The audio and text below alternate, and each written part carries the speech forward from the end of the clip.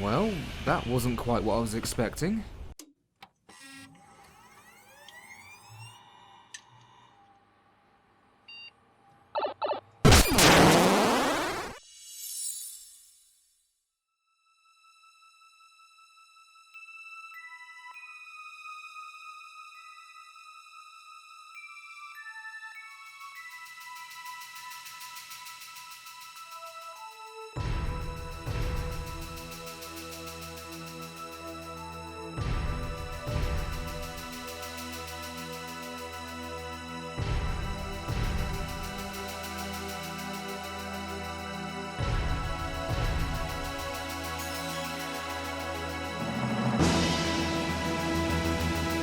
Before I go into my mad speculatory rambling, I should clarify that this is not a review of the game itself, but more my thoughts on the game's ending with both the potential positive and negative directions it could take the new trilogy. I will say that without going into the story and whatnot, the game is an absolute blast to play. It controls smoothly, combat is fast, engaging and fun, the score is fantastic, and the boss fights offer a great combination of excitement and challenge. All in all, it's a brilliant RPG and you should play it. Now!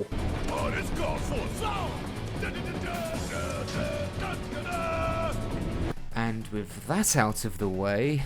There be spoilers here, you've been warned. Why am I a pirate now? So, Zack's alive, I think? Well, one thing's for certain, Destiny is no longer on course and pretty much anything is possible. And honestly, I'm a little conflicted regarding the ending of the first entry in the Remake series, trilogy, or whatever. On one hand, I'm interested, borderline excited to see where they take the story going forward and to see all the huge changes this new timeline could throw at us. But on the other hand, I'm a little concerned because I don't want to see it become fan fiction. I mean, if this is all some kind of vehicle to stop Aerith and Zack from dying at all, then it would not only be deeply disappointing, but would show the team don't understand not only the raw emotion behind the deaths of both of them, but also the inspiration and driving force that grows from it. Both Zack and Aerith are unfairly killed, Zack by Shinra military and Aerith by the almost godlike Sephiroth. These deaths not only affect Cloud and our heroes, but the player as well. These events drive us forward. We want to succeed, not only to avenge them, but to show that their deaths weren't meaningless. We're fully on board with their ideals and beliefs, and we want to fight for them. These two characters fall during acts of absolute selflessness, Zack to protect Cloud and Aerith trying to save their very planet itself. It's truly inspirational. They died fighting for what they felt was right, against overwhelming odds. We learn from it and we use that strength and courage to finally defeat Sephiroth and save the planet, and both of them are ingrained into our minds as we do so. They're made all the more memorable due to their sacrifice, and we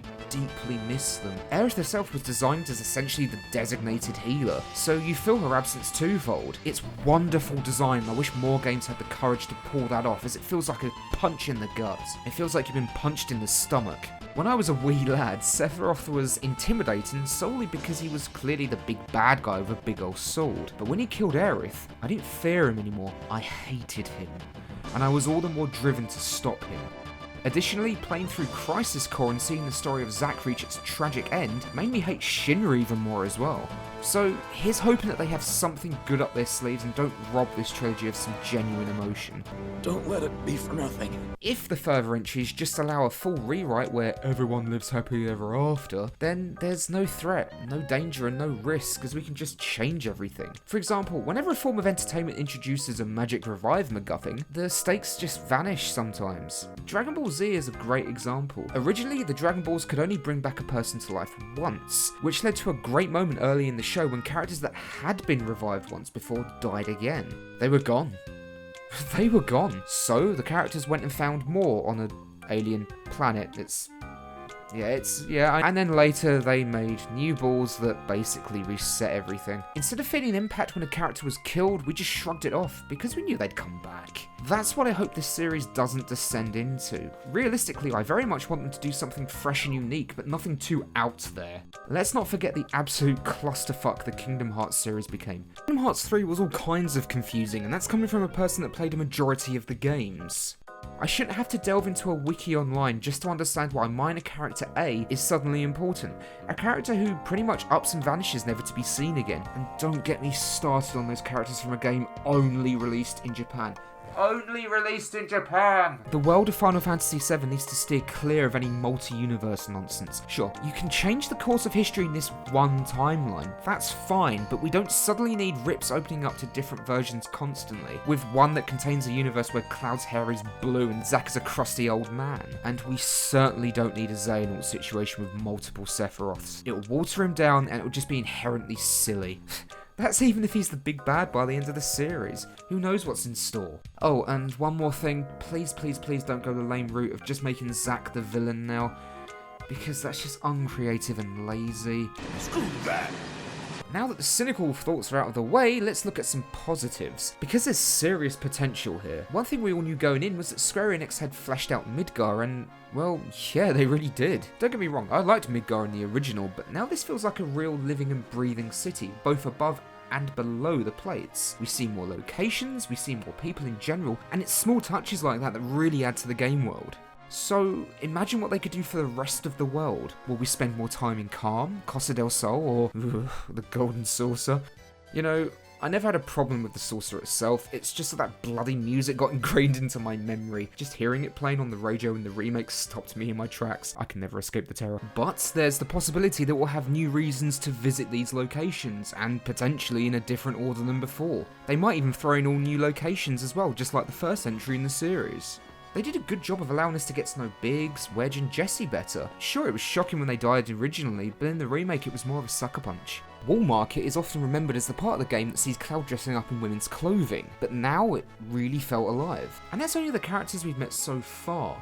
Imagine what we could have in store with those further down the line. I'm all for giving side characters more to do. I mean, do we really want the exact same story beat for beat? I mean, if we want that, then we should probably just play the original. Are you honestly telling me it wasn't refreshing to have more interaction with Marvin and Annette Birkin in the Resident Evil 2 remake? So sure, they could absolutely shit the bed with this new direction and leave us with a massive missed opportunity, but the stuff in the remake worked, so maybe the future games will too.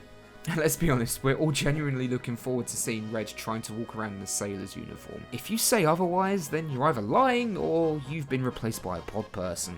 And with a fleshed out game world and expanded story means we're more likely to experiment with the arrangement of our party. It's safe to say a lot of us would just ultimately settle on the characters we preferred the most in the original. And then there's the Whispers. It's no surprise that the Whispers represented not only the original narrative, but also the sticklers for it to remain the same. They're most of the players that want the game to follow the exact same steps as the original. When something occurs that goes against it, for example Wedge surviving the plate collapse, they appear later and rather cruelly and coldly drag him into an empty elevator shaft to ensure that he dies. To stay the course, if you will. It's rather heartbreaking as he begs and pleads to know whether he made a real difference. Another moment sees Barrett straight up murdered by Sephiroth, only to be returned to life by the Whispers, because he's supposed to survive.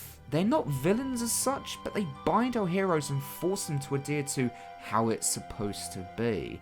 But come the end of the game, we've literally defeated them and Destiny itself, giving it the middle finger as we do so, which now means anything goes. At least that's my interpretation from the developers. It's like they've sat us down to read us our favourite bedtime story, only to stop partway through and inform us that this time, nothing is certain. And just because Zack is potentially alive doesn't mean we can't have other deaths. What's stopping them from shocking us by killing off other characters? Would anyone really expect them to kill off Tifa, Cid, Reeve, or even Cloud? Okay, there's no chance they'd kill him off. Is there? All I know is they better not touch Red 13. Getting back to Zack, if he's alive, then where is he? Do Aerith and Cloud know? Do they know he's alive? Do they know where he is? Aerith's last words of the game are that she misses the steel sky. Could this be because she knows Zack is alive back in Midgar and wishes to see him again? Is she concerned about the fate that potentially awaits them? Has she actually changed herself? Honestly though, while it's fun to ask those questions, it's probably just because she's homesick and has never left Midgar. Or does she know she's going to die? But what are the characters of the party yet to meet? Will they still be the same people that we know from the original game? Will Cid still be a brash arsehole that I've always kind of liked? Will Vincent still be a broody vampire larper? Will Yuffie still be just as insufferable? Will Kate Sith be a character I actually use and place in my party? Okay, those last few questions have the probable outcomes of yes, Yes, yes, and no. Lucky us. During the penultimate boss fight with the Arbiter of Destiny, the party is shown visions of things that Destiny want to see come to pass, 2 images of which show parts of the death of Aerith, but we never actually see her killed. The materia is shown dropping to the ground and Cloud laying someone to rest, but we don't see who it is. Either they want to keep it a surprise for new players, or it's purposely been done to fool fans of the original. Either way, it's fun to speculate. Say what you will about the alterations that have been made, but it's got a lot of people talking about it and discussing it, so surely that's a good thing, isn't it? And if they handle this with care and solid thought, then this could really turn into something special. At the moment, we're right alongside the characters themselves. We don't know what awaits us, and that's an exciting and positive thing that could breathe fresh life into a classic story. We're going to be side by side with our favourite heroes while we find out. The game wasn't subtitled Remake because it's just a remake of the original. It's because we are actively making a new future and the characters are forging their own destiny.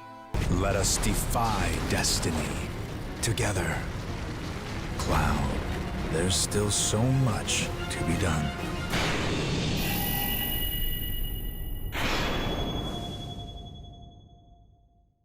But you know, I'm just rambling at this point. What do you guys think? Are you excited for what the future holds, or are you more cynical? Comment below and let me know. In the meantime, I'm just gonna go and listen to the remake soundtrack again. So, until next time, stay safe, and I'll catch you later.